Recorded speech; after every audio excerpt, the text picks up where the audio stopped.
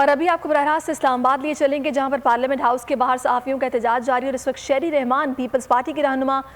Media سے بات چیت کر رہے ہیں۔ ان کی بھی بہت طویل جدوجہد ہے، سارے میڈیا کے اور سول سوسائٹی کے اور جمہوریت کے حقوق بحال کرنے کے لیے۔ افسوس سے میں کہوں گی کہ وہی وقت آ گیا ہے کہ جن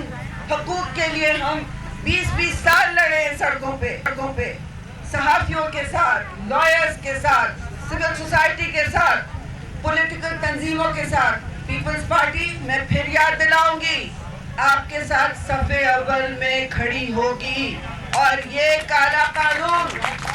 ساری زندگی لگ جائے، جتنا بھی پسینہ لگ جائے، جتنے بھی جیل کاٹنے پڑے وہ کاٹے ہیں ہم نے، ہم اسے ہٹا کے ہیں۔